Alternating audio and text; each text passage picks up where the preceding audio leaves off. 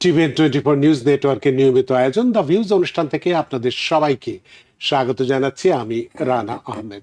সুপ্রিয় দর্শক, আপনারা এই মুহূর্তে যারা ঘরে টেলিভিশন সেটের সামনে বসে অনুষ্ঠানটি দেখছেন কিংবা আরেকটু পরে টেলিভিশন সেটের সামনে বসে আপনাদের এই প্রিয় অনুষ্ঠানটি উপভোগ করবেন, কিংবা এই মুহূর্তে যারা ফেসবুক লাইভে ঢুকেছেন অথবা আরেকটু পরে ফেসবুক লাইভে ঢুকবেন, কিংবা আরও পরে সময় সুযোগ মতো যারা ইউটিউবে অনুষ্ঠানটি দেখবেন তাদেরকেও আগাম স্বাগত জানিয়ে রাখি। সুপ্রিয় দর্শক, আজকে আমরা কথা বলবো রেন্টাল প্রপার্টি নিয়ে। এটিও কিন্তু আমাদের একটি স্বপ্নের বিষয়। বাড়তি আয়ের জন্য এটি কতটুকু আমাদের জীবনে প্রয়োজন সেটি নিয়ে আমরা কথা বলবো। রেন্টাল প্রপার্টি ঝুঁকি নাকি নিশ্চিত আয়ের পথ, এটি আমাদের আলোচনার প্রথমাংশ। আজকের এই অনুষ্ঠানের দুটো ভাগে ভাগ করেছি। তার আলোচনার প্রথমাংশে এই বিষয়টি নিয়ে আমরা কথা বলবো এবং দ্বিতীয় অংশে আরও একটি গুরুত্বপূর্ণ বিষয় আছে, কারণ আমরা কয়েকদিন আগেই ট্যাক্স, অর্থাৎ এই মাসের 15 তারিখের মধ্যে ট্যাক্স সিজন শেষ করেছি। এই ট্যাক্স সিজন শেষ করার পরে আমাদের অনেকের হাতে আইআরএস এর নোটিশ বা চিঠি আসছে। এক্ষেত্রে আমরা কতটা ভয় পেয়ে গেছি, অথবা এক্ষেত্রে এই নোটিশ পেলে কি করতে পারি, সেই বিষয়টি আজকে আমরা আলোচনা করব। সুপ্রিয় দর্শক, এই দুটো বিষয়ের উপরে যদি আপনাদের কোনো প্রশ্ন থেকে থাকে সেই প্রশ্নগুলো করবার জন্য আমাদের টেলিভিশন স্ক্রিনে যে টেলিফোন নম্বরটি ভেসে উঠেছে, তারপরেও আমি বলে দিচ্ছি 6463079828, এই নম্বরে ফোন করতে পারেন। কিংবা যাদের ফোন করতে খুবই অসুবিধা হয় তারা আমাদের ফেসবুকেও প্রশ্ন রাখতে পারেন। আমরা সবগুলো প্রশ্নের উত্তর দেবার চেষ্টা করব এবং ইত্যকার এই সমস্ত বিষয়ে আলোচনা করবার জন্য আমাদের অনুষ্ঠানের প্রথম অংশে অংশগ্রহণ করছেন বা আমাদের স্টুডিওতে উপস্থিত হয়েছেন আপনার আমাদের সকলের প্রিয়জন, প্রিয় মানুষ, প্রিয় মুখ, প্রিয় realtor Nazneen Mirza, CEO of Mirza real estate advisors. Nazneen Mirza, আপনাকে স্বাগত। ধন্যবাদ রণা ভাই আপনাকে, আর ধন্যবাদ টিভিএন কে জানাচ্ছি আমি আজকে আবারও এই প্ল্যাটফর্মে আমাকে ডাকার জন্য। আশা করছি আগামী কিছুটা সময় আপনাদের সাথে থাকবো এবং আপনাদের কিছু গুরুত্বপূর্ণ তথ্য দিয়ে সাহায্য করতে পারবো। আপনাকেও অসংখ্য ধন্যবাদ যে আপনারও অনেক ব্যস্ততা উপেক্ষা করে আমাদের সাথে এই উপস্থিত হয়েছেন, স্টুডিওতে উপস্থিত হয়েছেন এবং খুব গুরুত্বপূর্ণ একটি বিষয় নিয়ে। আমরা বাড়তি আয়ের জন্য, শুধু যে বাস করে থাকার জন্য নয়, বাড়তি আয়ের জন্য আমাদের একটি প্রপার্টি দরকার পড়ে বা একটা বাড়ি আমাদের দরকার পড়ে। সেক্ষেত্রে এই রেন্টাল প্রপার্টি যদি আমরা এটা কিনে থাকি, এর পেছনে কতটা ঝুঁকি থাকতে পারে বা কতটা নিশ্চিত আয়ের পথ আমাদেরকে খুলে দিতে পারে, এই বিষয়টি নিয়ে আপনার সাথে কথা বলবো। তবে তার আগে দর্শকদেরকে ছোট্ট একটু ভূমিকা দিতে চাই, বিষয়টির গুরুত্ব তুলে ধরতে চাই। সুপ্রিয় দর্শক, স্বপ্ন আমাদের সবারই থাকে। কেউ চান নিজের একটি বাড়ি, আবার কেউ সেই বাড়িকেই করে তুলতে চান আয়ের একটি নির্ভরযোগ্য উৎস হিসেবে। কিন্তু প্রশ্ন হচ্ছে, রেন্টাল প্রপার্টি কি সত্যি আমাদের আর্থিক স্বাধীনতার পথ খুলে দিতে পারে? আজকের এই দ্রুত পরিবর্তনশীল অর্থনীতির যুগে শুধু চাকরির আয়ে নির্ভর না করে অনেকেই খুঁজছেন প্যাসিভ ইনকামের নতুন পথ। আর সেই পথের অন্যতম আলোচিত একটি নাম রেন্টাল প্রপার্টি ইনভেস্টমেন্ট। তবে এর পেছনে যেমন আছে সম্ভাবনার আলো, তেমনি আছে কিছু ঝুঁকি, ভুল সিদ্ধান্তের অন্ধকার এবং অজানা অনেক বাস্তবতা। সুপ্রিয় দর্শক, একটি বাড়ি কিনা শুধু 4টি দেয়াল আর একটি ছাদের গল্প নয়, বরং এটি একটি দীর্ঘমেয়াদী আর্থিক সিদ্ধান্ত, যেখানে প্রতিটি পদক্ষেপ হতে হবে সচেতন, পরিকল্পিত এবং তথ্যভিত্তিক।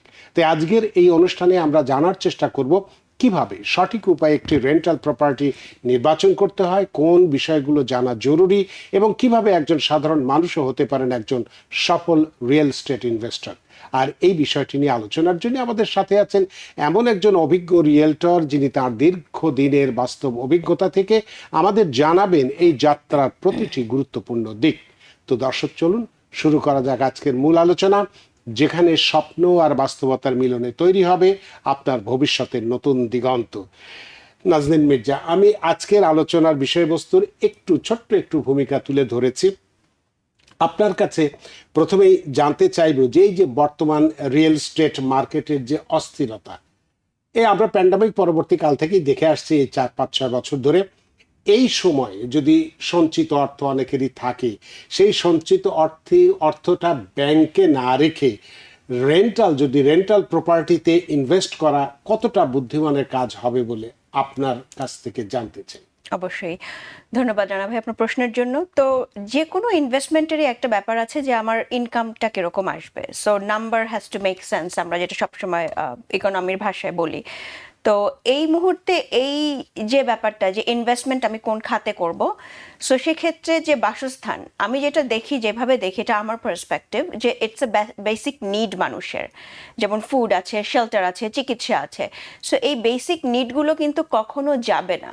তো আপনি যদি এই বেসিক নিডের এটা প্রোভাইড করেন, যে একজনের বাসস্থানে থাকার ব্যবস্থা করে দিচ্ছেন, সেক্ষেত্রে আপনার মনে হয় না এটা আপনার কোনো রকমের বড় রকমের লস আছে। কিছুটা ঝুঁকি থেকে যায়, যেমন আমি একটা বাসা ভাড়া দিতে চাচ্ছি কিন্তু ভাড়া হচ্ছে না, তো ওইখানে তখন আপনার মর্টগেজটা নিতে হচ্ছে, বা বাড়িটার যে আদার এক্সপেন্সেস থাকছে সেই জিনিসগুলো আপনার নিতে হচ্ছে। কিন্তু আপনি যদি আগে থেকে একটা প্রপার প্ল্যান করে ইনভেস্টমেন্টে নামেন, তাহলে ডেফিনেটলি এই ঝুঁকিগুলো আপনি কাটিয়ে উঠতে পারবেন। তো এক্ষেত্রে সুবিধা বা অসুবিধাগুলো কি কি থাকছে যদি একটু বলতেন? সুবিধাগুলো যেটা থাকছে, যে যেহেতু আমি বললাম যে এটা একটা বেসিক নিড, মানুষ ভাড়া নিবে, যদি এটা একটা ভালো লোকেশনে থাকে তাহলে আপনার বাসা খুব বেশি সময় খালি থাকবে না, এটা ভাড়া হবে। এবং ওই বাসার থ্রুতে আপনি কি কি সার্ভিস প্রোভাইড করছেন, নিরাপত্তা দিচ্ছেন, ওইটা তো আছে।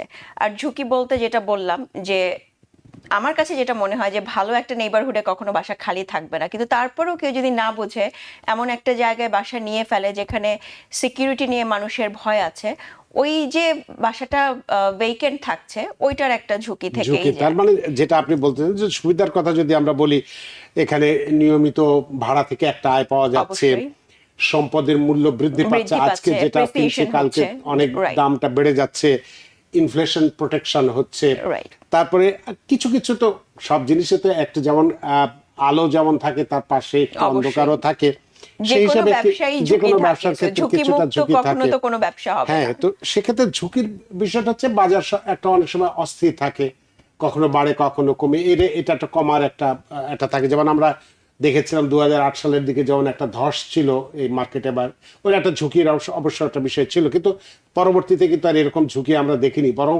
প্রতিনিয়তই আমরা দেখছি উঠে যায়। যেটা বললাম যে এটা একটা বেসিক নিড রাখা হয়, তো এটা কখনো খালি থাকবে না, মানুষের বাড়িতে যেটা আপনি থাকতেই বললেন হবে। একটু বাড়ি খালি থাকার একটা, সে খালি থাকলে কতদিন, 1 মাস বা 2 মাস হয়তো তো থাকতে পারে। ওইটার জন্য সবসময় যারা ইনভেস্ট করবেন তাদের একটা প্রিপারেশন থেকে যায়, যে আমার যদি বাসাটা 1-2 মাস খালি থাকে আমি যাতে চালিয়ে নিতে পারি, আমি যেন মর্টগেজ ডিফল্ট না করি। তার মানে আপনার এই আলোচনা থেকে যেটুকু আমরা বুঝতে পারলাম, সেক্ষেত্রে আমাদের ঝুঁকি যাই থাক না কেন, সুবিধাটা অনেক বেশি, কারণ ব্যাংকের অর্থটা অলস অর্থ ফেলে রাখার থেকে থাকছে। আর এখানে সবচেয়ে বড় কথা যে আমাদের গত কয়েক বছরের স্ট্যাটিস্টিক্স যদি আমরা দেখি, বাড়ির ভ্যালু তো বাড়ছে, অনেক বেড়েছে। আপনার হয়তো 1-2 মাস খালি থাকবে কিন্তু বাড়ির ভ্যালু আপনার বেড়ে যাচ্ছে, আপনার ইনভেস্টমেন্টটা বাড়ছে, আস্তে আস্তে ইকুইটি বাড়ছে। অনেক ধন্যবাদ।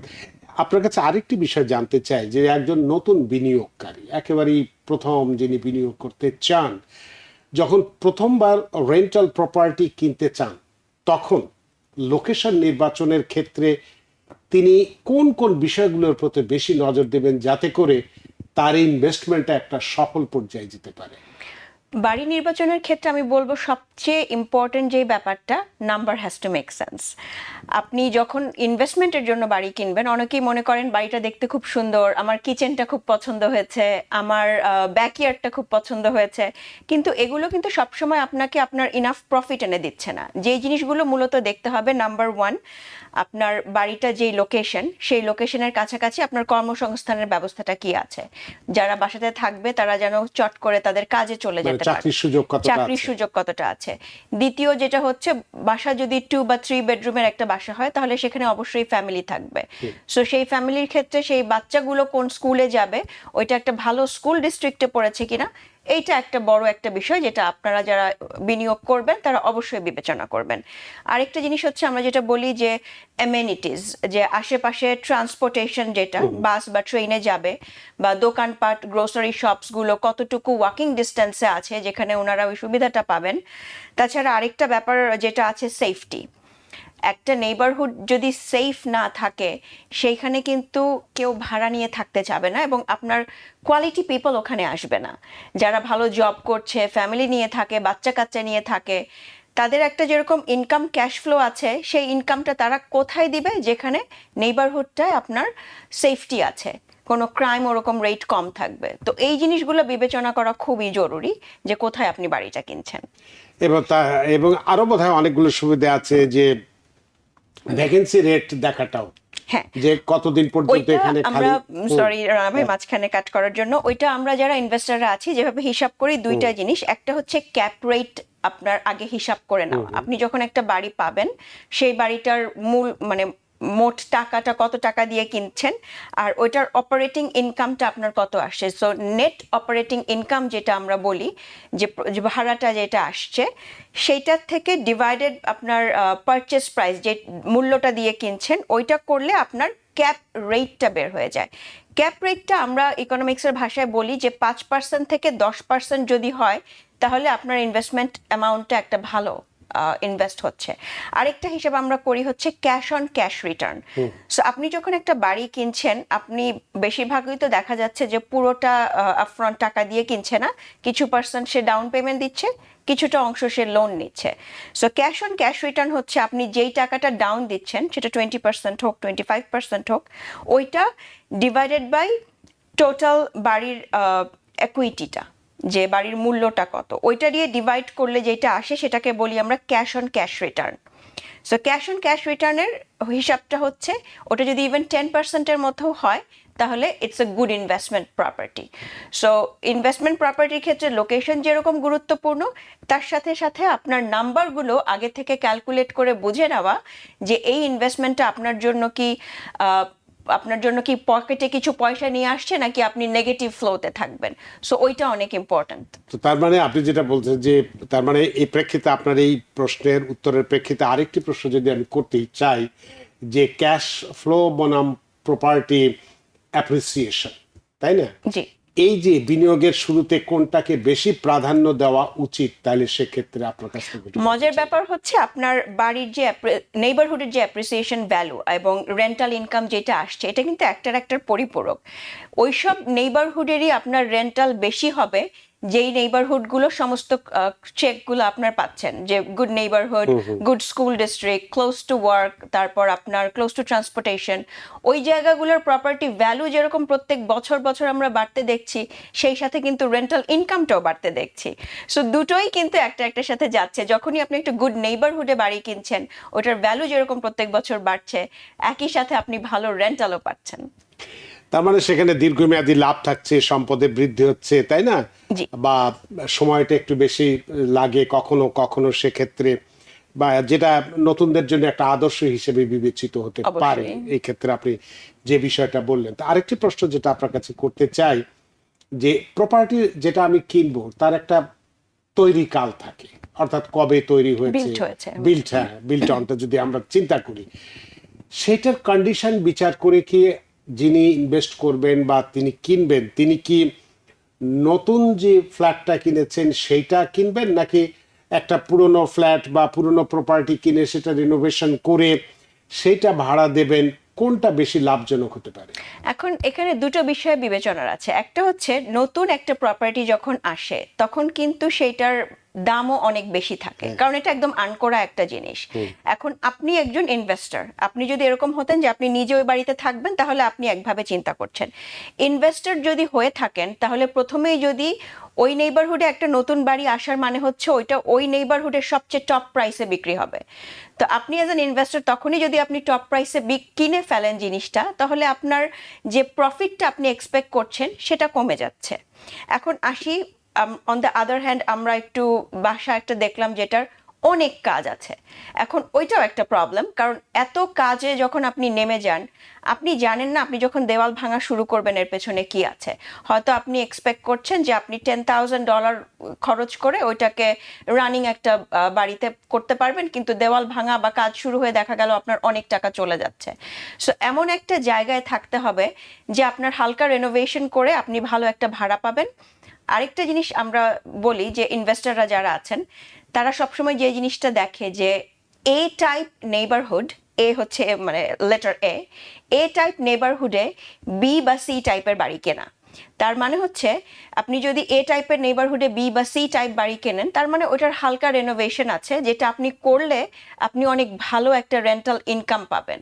সো এই জিনিসটা সবসময় মাথায় রাখতে হবে যে আপনার কত টাকা আপনি ইনভেস্ট করে কত টাকা রিটার্ন পাচ্ছেন, অ্যান্ড অলসো অ্যাপ্রিসিয়েশন ভ্যালু, যে ওই ভালো নেইবারহুডে অল্প কিছু খরচ করলে ওই বাসাটার ভ্যালু প্রত্যেক বছর যেভাবে বাড়বে আপনার ইকুইটি বিল হতে থাকবে।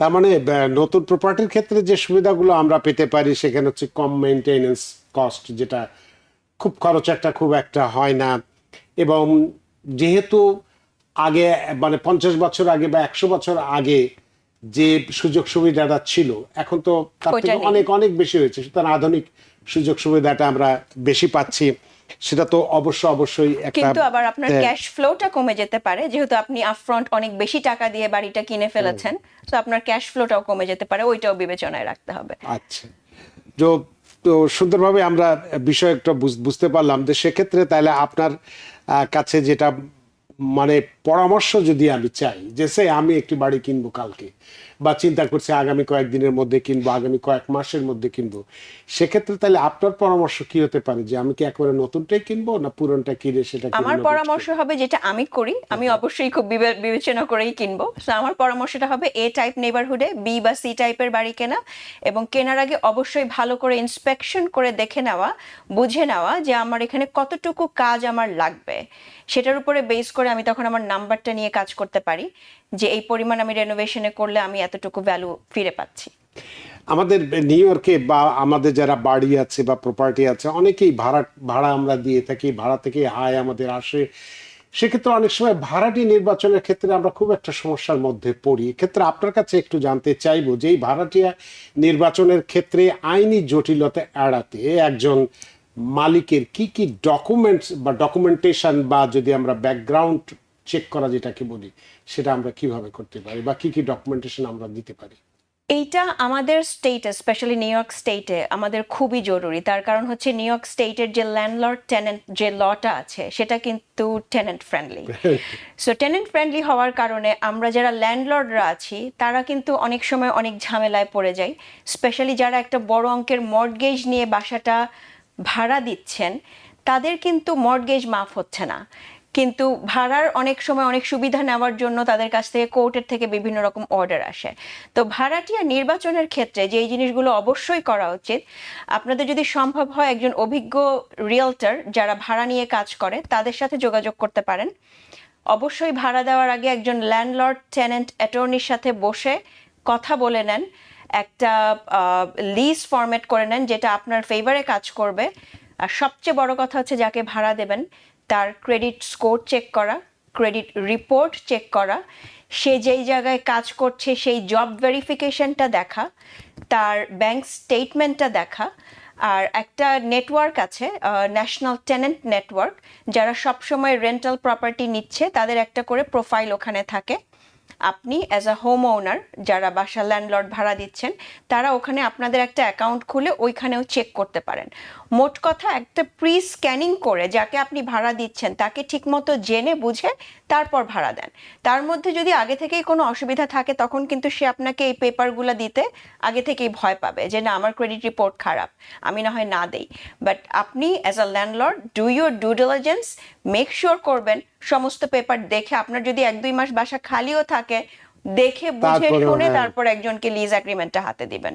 এটা খুবই একটা ভালো পরামর্শ দিয়েছেন। আমাদের হাতে সময় নেই, আপনাকে ছোট্ট আরেকটি প্রশ্ন করব যে আমাদের ধরুন যে প্রপার্টি তো যাদের আছে তার প্রপার্টি ম্যানেজমেন্টের একটা ঝুঁকি থাকে, তাই না? তো এই ঝুঁকিটা মোকাবেলা করার জন্য বা এড়াতে থার্ড পার্টি এজেন্সিকে দেওয়াটা কি বেশি নিয়োগ করাটা কি ভালো, নাকি নিজে করাটাই ভালো? সেক্ষেত্রে বিনিয়োগের লভ্যাংশে বড় ধরনের কোনো প্রভাব ফেলে কিনা?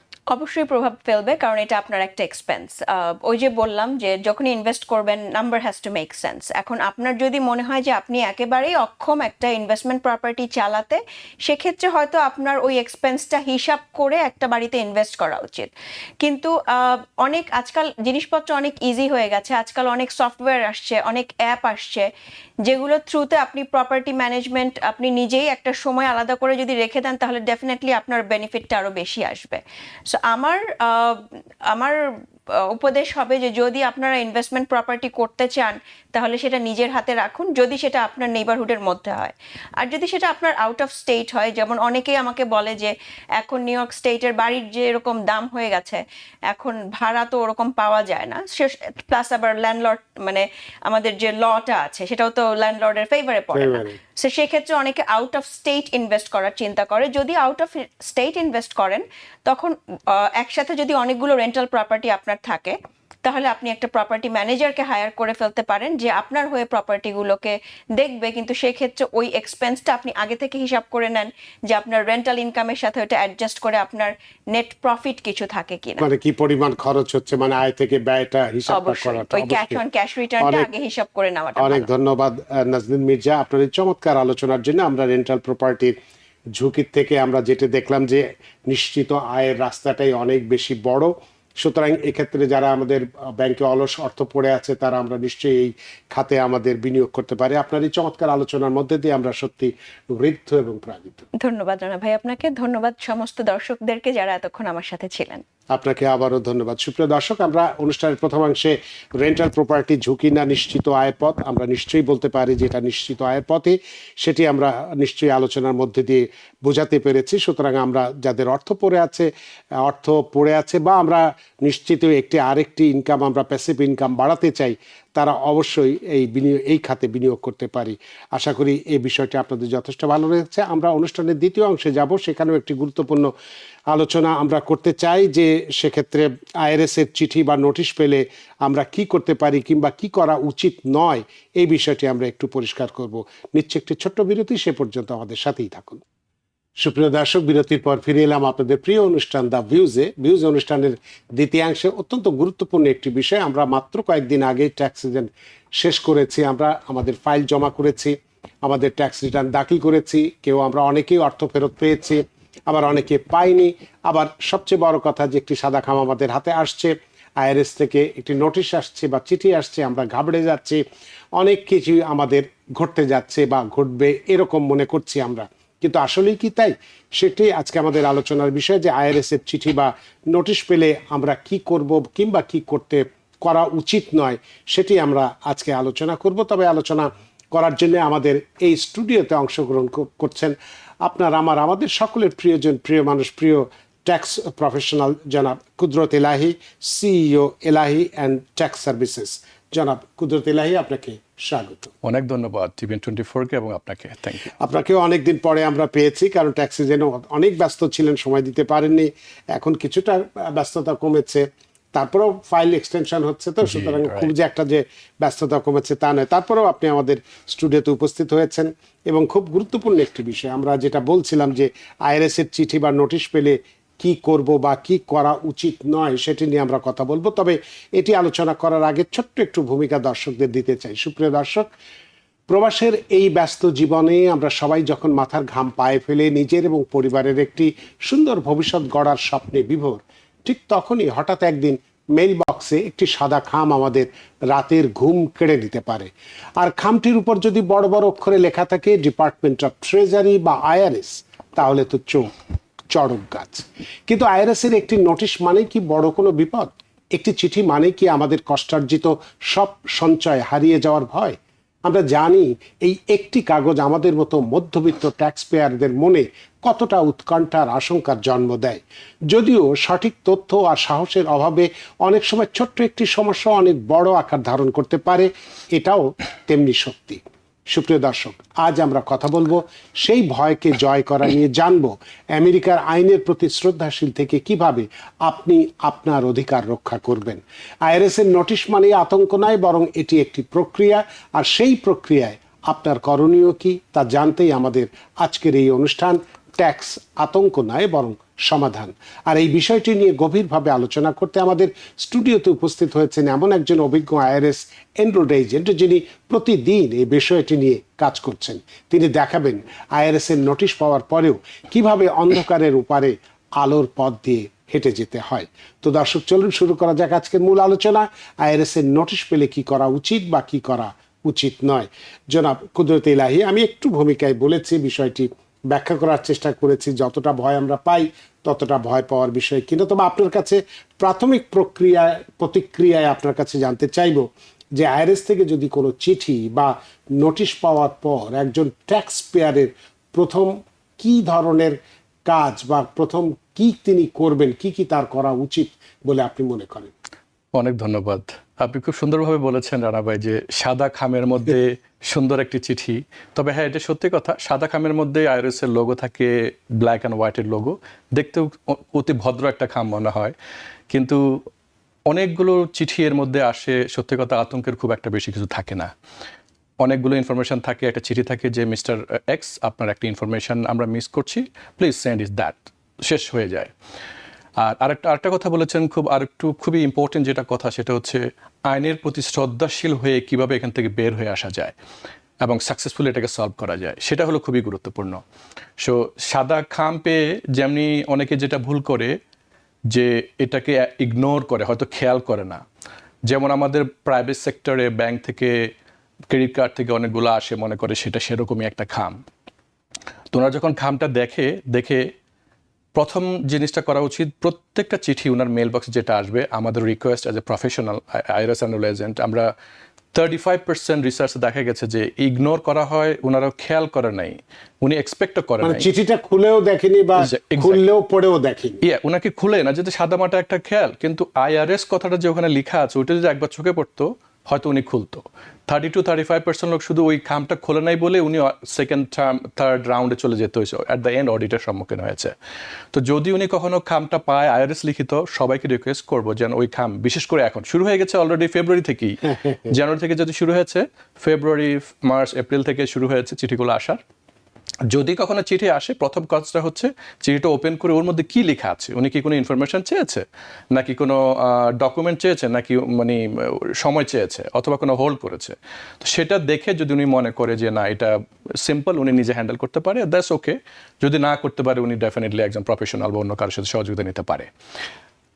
এক্ষেত্রে আপনার কাছে, আপনি তো সুন্দর পরামর্শ দিলেনই, তো অনেকেই মনে করে থাকে, ভুল ধারণার ক্ষেত্রে আমরা যদি বলি, অনেকেই মনে করে থাকেন যে আইআরএস থেকে একটা নোটিশ পাওয়া মানেই একটা জেল বা জরিমানা, এইরকম একটা কিছু।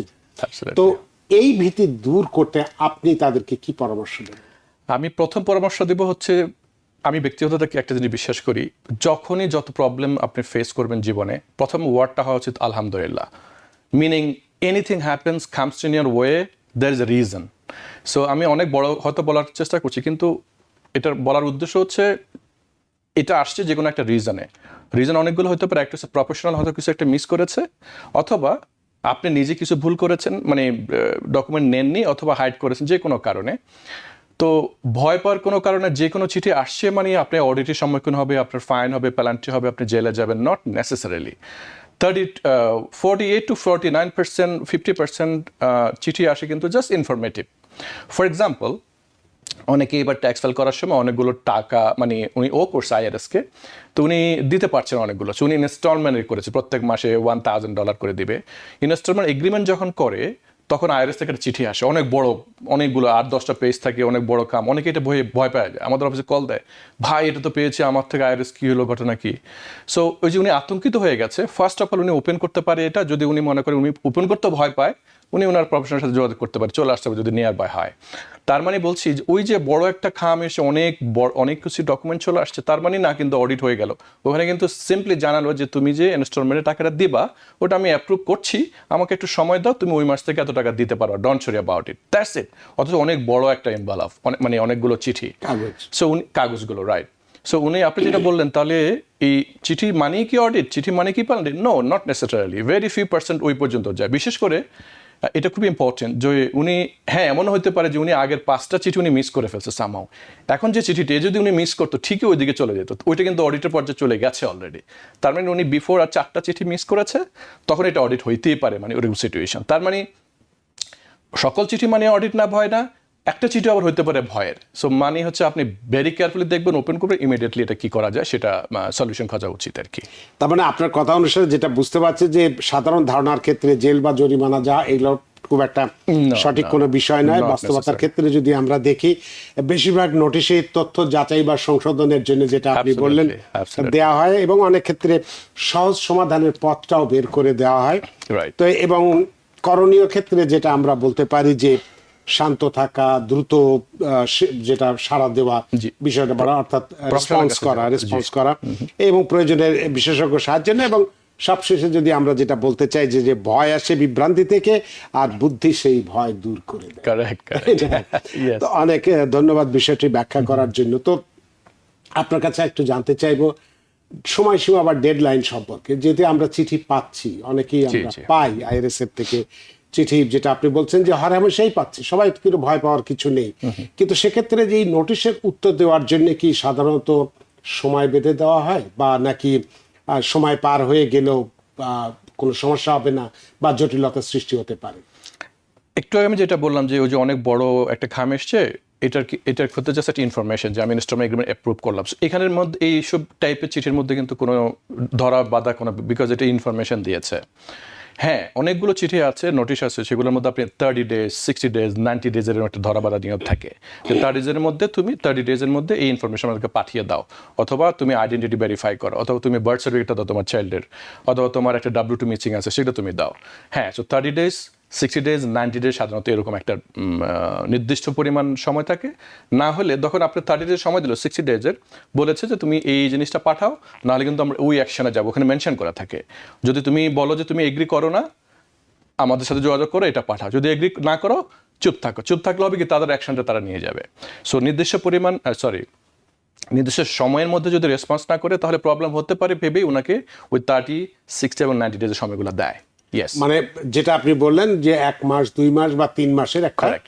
সময় দিয়ে থাকে, তাহলে সেক্ষেত্রে আমরা যদি ভুলের প্রশ্নে আসি, যে ট্যাক্স পেয়াররা নোটিশ পাওয়ার পরেও সাধারণত তাহলে কোন ভুলগুলো তারা করে থাকে এবং বেশি করে থাকে, আমরা বলেছি যে কোন ভুলগুলো বেশি করে থাকে যা পরিস্থিতিকে পরবর্তীতে আরো জটিল করে তুলতে পারে। ইয়েস, এই জায়গাটায় আমরা বেশি ফেস করি, বিকজ আমরা আইআরএস আন্ডারোজেন আমরা পুরো 50 স্টেটসে, পুরো ওয়ার্ল্ড ওয়াইড আমরা যে ট্যাক্স পেয়ার থাকে আমেরিকান, সবাইকে রিপ্রেজেন্ট করতে পারি, আনলিমিটেড পাওয়ার আছে আমাদের।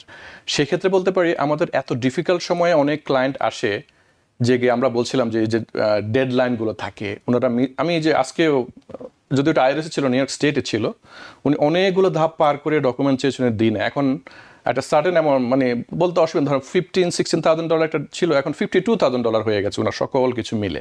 তার মানে উনি অ্যাভয়েড করেছে, নেগলেন্সেস ছিল, এবং উনি যে জিনিসটা করার দরকার ছিল করে নাই। আপনি বলছিলেন কোশ্চেনটা ছিল কি জানো ভাই? যেটা সাধারণ ভুলগুলো যেগুলো করে থাকে, এটা হলো অন্যতম ভুল, ইগনোর আইআরএস চিঠি ইজ ওকে, ডোন্ট কেয়ার। অনেকে কিন্তু এরকম করে, আই ডোন্ট কেয়ার, কি হবে, আমি ট্যাক্স দিই, কি হবে এদেশে। অনেকে কিন্তু খুব ফ্রাস্ট্রেশন থেকে জিনিসটা হয়। এটা হলো খুব ঠান্ডা মাথা, যেটা আমরা স্লাইডে দেখাচ্ছিলাম, যে খুব নর্মাল, ঠান্ডা, cool and calm, professionally handle করা। আপনি যদি না বুঝতে পারেন, স্বাভাবিক, যদি আপনি ইংলিশে প্রবলেম হয়, আপনি কার ট্রান্সলেট করেন, গুগল ট্রান্সলেট করেন, এআই আছে। সো ভুলগুলো হয় নেগলেন্সি, এবং অনেকটা হচ্ছে রং জায়গায় উনি যাওয়া। ধরেন আপনি যদি যিনি এই জিনিসটার নিয়ে যাচ্ছেন যে আমার এই প্রবলেমটা, উনি যদি না হ্যান্ডেল করতে পারে, তাহলে আপনার বেশি প্রবলেমের মধ্যে পড়বেন।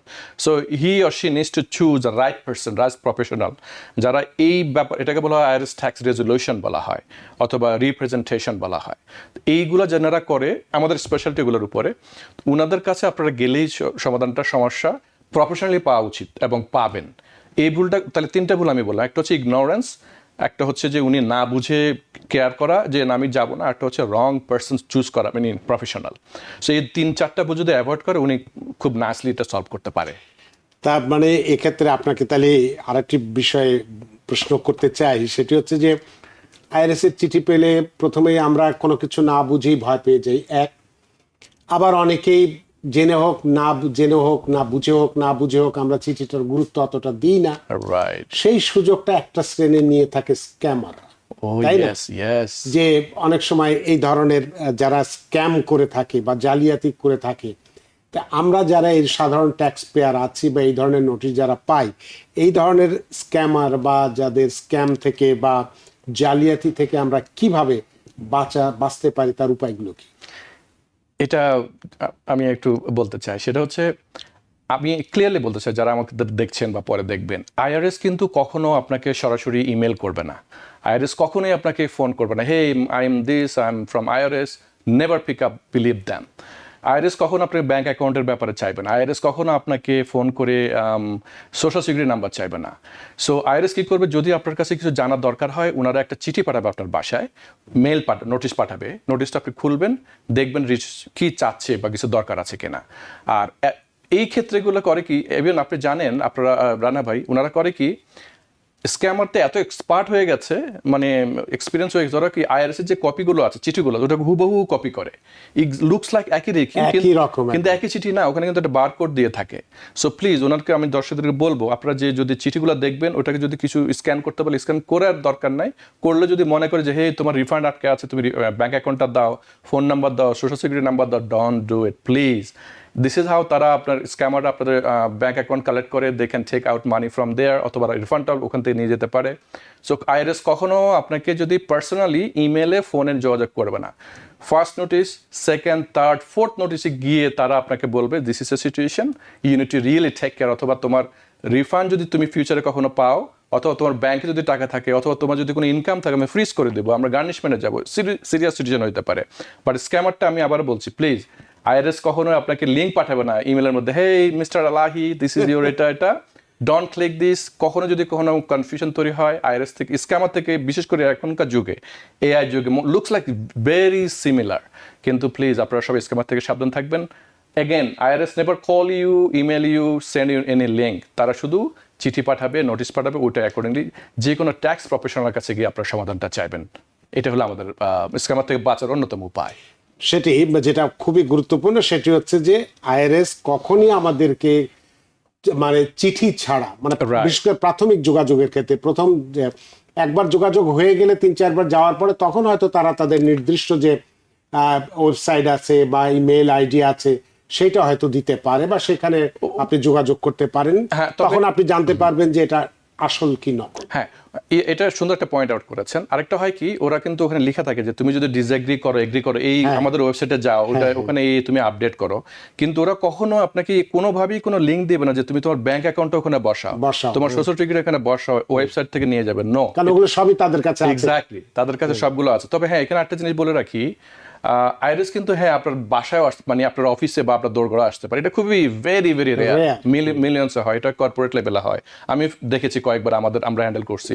এটা হয় ক্রিমিনাল অফেন্স যখন হয়, $1 million, couple of $100,000 হয়, he or she really did, মানে মেসড আপ করে ফেলছে, তখন ওনাকে ট্রেস করা যাচ্ছে না, তখন তার এটাকে বলে ফিল্ড এক্সামিনেশন বলা হয়। তখন কিন্তু ওরা আসতে পারে, this choose, hey I am from IRS, like a police or something like that, আমাদের কাছে আসতে পারে যে hey mister Alahi, this is the, আমি আইআরএস এজেন্ট, এই ট্যাক্স পেয়ার, এই সোশ্যাল, আমার I need this information. That's very rare, ওটার জন্য ঘাবড়ানোর দরকার নেই, বিকজ এটা সিচুয়েশন হওয়ার আগে আমরা we can take care of it. ছোট্ট একটি প্রশ্ন দিয়ে আমাদের অনুষ্ঠান শেষ করব, সেটা হচ্ছে সিপি 2000, এটা আসলে কি? বিউটিফুল প্রশ্ন। আমি কয়েকটা জিনিস লিখছিলাম, যেমন অনেকগুলোর মধ্যে এখানে লেখা আছে CP14, CP2000, CP12, CP05, CP504। এর মধ্যে CP2000 যেটা, এটা হচ্ছে ধরেন আপনি ইনকাম ট্যাক্স ফাইল করেছেন, আমাদের কাছে আসছেন, কিন্তু সামহাও আপনি ধরেন দুইটার একটা W2 ভুলে গেছেন আনতে, অথবা আপনি 1099 আনতে ভুল, অথবা ইচ্ছাকৃত কেয়ারলেস যেটাকে বলা হয়। তো যখন আমরা সাবমিট করে দিই, আইআরএস এর ওয়েবসাইট এখন কিন্তু সফিস্টিকেটেড, কেউ কিন্তু ম্যানুয়ালি খুব একটা দেখে না, আপনি বারবার বলছি এআই, যখন সাবমিট হয় ওয়েবসাইটে কিন্তু ম্যাচ করে যে তাহলে এই সোশ্যাল সিকিউরিটি অ্যাগেনস্টে এতগুলো ডকুমেন্ট থাকার কথা, 1099, W2, 1098, হোয়াট এভার, তখন যখন ম্যাচ করে না, তখন ওটা ইয়েলো ফ্ল্যাগে চলে যায়, রেড ফ্ল্যাগে চলে যায়, এটাকে বলা হয় মিস ম্যাচ। সো মিসম্যাচ যখন হয়, তখন আইআরএস থেকে চিঠি আসবে, মিস্টার আলাহি, তোমার কিন্তু এই জিনিসগুলো আমরা আমাদের রেকর্ড আছে, কিন্তু তুমি রিপোর্ট করো নাই, এটা এই মুহূর্তে তুমি রিপোর্ট করো, এতদিন, ওই যে 30 দিনের কথা বললাম, তুমি রিপোর্ট করো, না হলে যখন আমি এই যে রিপোর্ট, সে যদি এই নোটিশটা মিস করে, তখন হবে 60 days যখন পার হবে, 90 days যখন পার হবে, তখন ওর আইআরএস নিজে ট্যাক্স ফাইলটা করে ফেলবে, করে সে বলবে এখন তুমি এত টাকা ট্যাক্স আসছে, এই এত ইন্টারেস্ট আসছে, এখন এটা পে করো। সো CP2000টা হচ্ছে ইনকাম যখন মিসম্যাচটা হয়, তখন হয়। CP14 যেটা হয় যখন ব্যালেন্স ডিউ থাকে, যে তোমার এখন $5,000 ডিউ আছে, তুমি কিন্তু ভুলে গেছো, এটা এভাবে দিয়ে দাও। আর একটা আছে CP12, যেটা হয় আপনার হয়তো রিফান্ড পেয়েছি, ক্লায়েন্টের জন্য রিফান্ড পাবেন $10,000, কিন্তু আইআরএস হোল্ড করে দিচ্ছে ফর সাম রিজন, হয়তো ক্রেডিট যে কোনো একটা তথ্যের ভুল, যেমন ডিপেন্ডেন্টের ভুল হতে পারে, শোষকের ভুল হতে পারে। আরেকটা আসে CP504, এটা হলো ফাইনাল নোটিশ, এটা হলো ভেরি ডেঞ্জারাস। CP504 হচ্ছে final notice before levy. IRS করে কি, ওরা আপনাকে ওয়ার্ন দিবে কালেকশন অ্যাক্টিভিটির জন্য, বলবে যে তুমি যে জিনিসটা করবা, তুমি যে CP14, CP504, CP503 এগুলা ইগনোর করছো, এখন কিন্তু আমি তোমার লেবিতে, লেবি মানে হচ্ছে ওই যে আপনার নেক্সট স্টেপে আপনার কোনো অ্যাসেট থাকলে, ব্যাংক অ্যাকাউন্ট থাকলে এগুলো ফ্রিজ করে দিবে। সো CP2000 হচ্ছে মিসম্যাচ করা যাবে না, সেই কারণে এই জিনিসটা দেয় আর কি। অনেক ধন্যবাদ জনাব কুদরত ইলাহি, আপনার চমৎকার আলোচনার মধ্যে দিয়ে সত্যি আমরা ঋদ্ধ এবং প্রাণিত। অনেক ধন্যবাদ TVN 24 সবাইকে। সবার সাবধানে থাকবেন। আইআরএস থেকে বাঁচতে হলে নোটিশ দেখতে হবে, সঠিক প্রফেশনালের কাছে যেতে হবে। Thank you. আপনাকে আবারও ধন্যবাদ। সুপ্রিয় দর্শক, আজকের অনুষ্ঠানে আমরা দুটো বিষয় নিয়ে কথা বলেছি, আমাদের অর্থ রেন্টাল প্রপার্টিতে বিনিয়োগ করে আমরা কিভাবে লাভ করতে পারি, এবং আইআরএস এর চিঠি পেলেই যে ভয় পাওয়ার কারণ হয়ে দাঁড়ায় জেল বা জরিমানা হতে পারে, এটি একেবারেই নিছক মিথ্যে কথা।